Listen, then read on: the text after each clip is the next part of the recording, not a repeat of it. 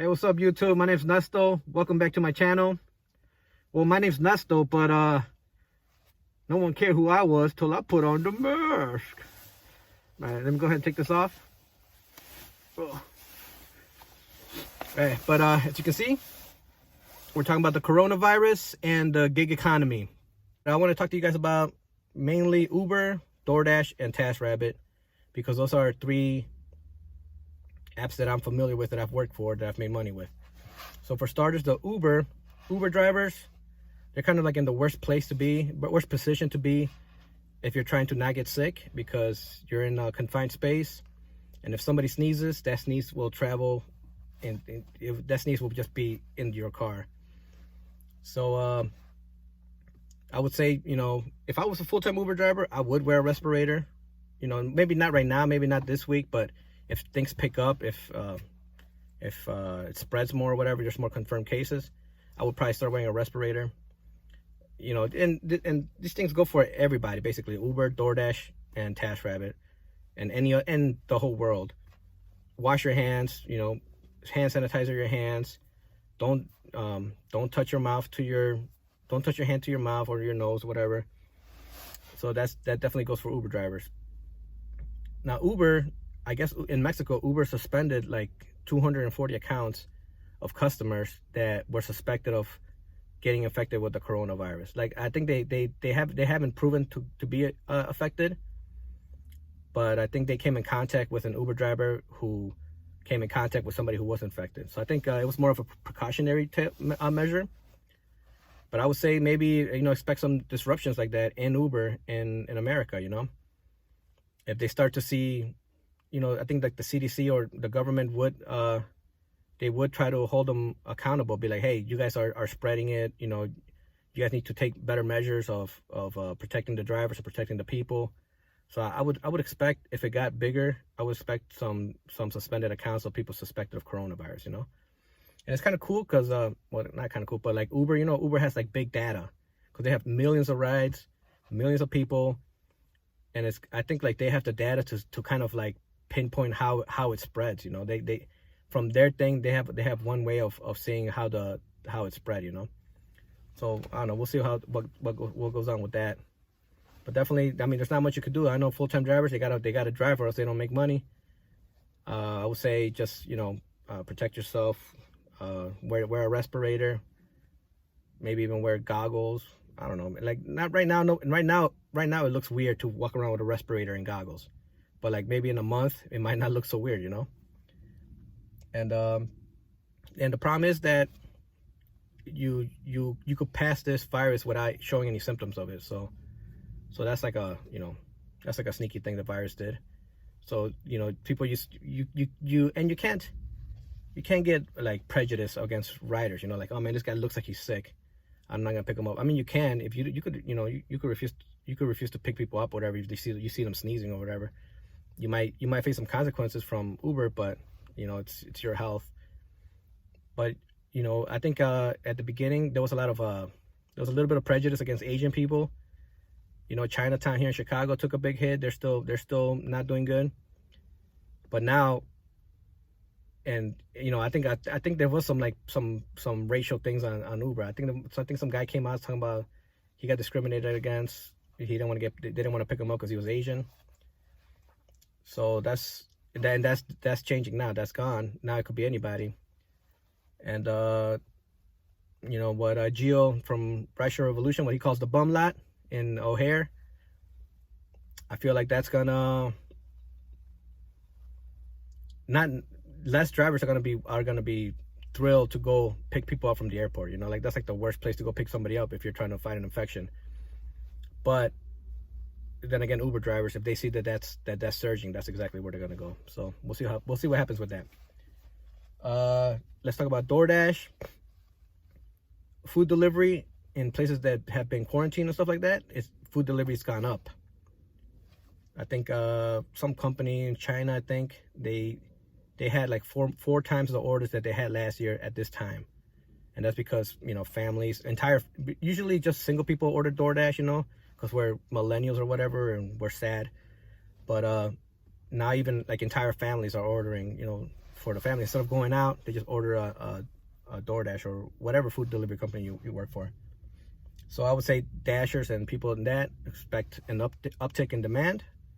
So that's good. And also I think DoorDash drivers or Dashers, they're in a good position because they come in contact with people, but you don't have to go inside of people's home.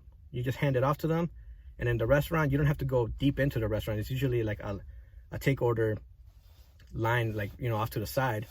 So as long as you don't, interact with people too much, you just go there, pick it up. I would say, after you pay, after you get back to your car, maybe disinfect your hands.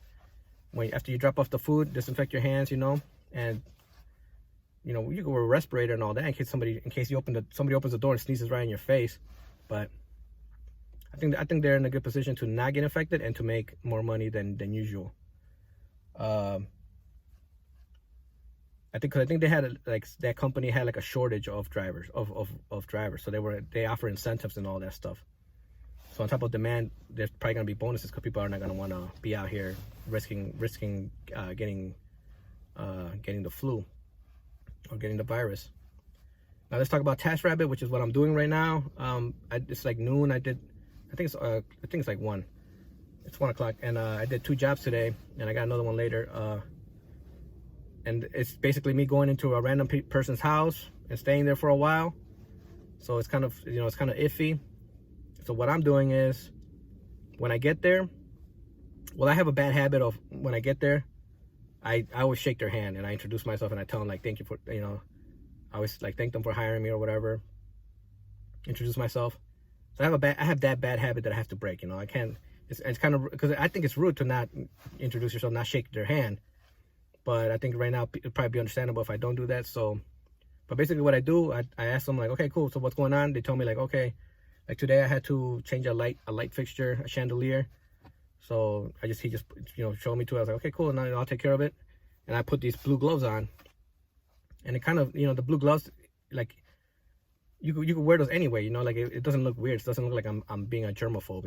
I put the gloves on so my hands don't get dirty. And then when I'm done, I take my gloves off, and when I get to the car, I take the gloves off and I throw them out, and I just put a little Purell in my hands. We'll see if that works or not. Like I do have that respirator, I do have that goggles. If things get serious, I'll definitely start wearing that because I don't want to get my family. I don't like. I guess I'm like a young, healthy guy, so I won't have much to worry about. But it's the more. I mean, from what I could tell, like the older people are the ones getting more consequences, which is kind of like normal. Even the normal flu is basically how it affects people. Young people get over it, and older people with pre-existing conditions, they could develop some bad stuff, pneumonia and stuff like that. So that's about it. That's about what I want to say about this, guys, with the coronavirus and the gig economy. And also, I don't know how serious it is or how serious it's not. From what I could tell, from what they tell us, it seems like it's like a regular flu. You have it for a while and then you get over it. And some people die from it, like the regular flu. But I also want to say, like, it doesn't really matter how severe or how not severe it is, because if people think it's severe, then that's what matters. Right now the stock market is taking a hit. Businesses are taking hits, and that's real. So it doesn't matter if it's just a light cold or if it's some life-threatening illness. If people are afraid, then they're not going to shop, they're not going to spend. Then that's what matters. So also wanted to say, like the corona, like any virus, a virus doesn't set out to kill you. A virus sets out to spread, because if you got the coronavirus and 3 days later you drop dead, that virus would go extinct. It's not evolutionarily advantageous for them to kill you so fast or to kill you at all. So they're looking to spread. So which is kind of what sucks about this virus, that like you pass it before you have symptoms and you pass it after you have symptoms. And that's it, guys. Don't panic. It's all good. Hand sanitizers. It all comes to hygiene. Not touching infected stuff and putting it in your face. stay tuned. I'll make another video, guys. I don't even know what day is it. Is it today the last day of? I think tomorrow's the last day of February, so I'll do like a monthly earnings update for my Taskrabbit, because that's all I did this month basically.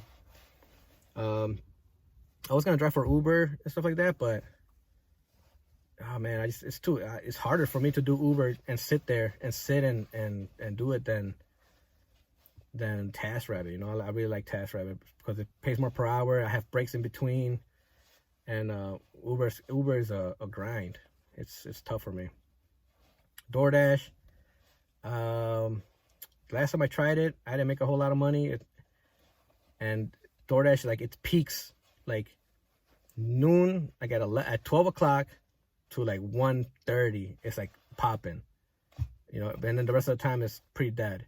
And then from like 6 to 7, it's popping, you know, like it's so if you're not working like those specific hours, like, you're gonna make a really low hourly wage. So I've been staying away from that as well. Just Taskrabbit basically. It's making enough for me. In my February update, I'll tell you guys what my plan is, because I'm probably not gonna stick with Taskrabbit.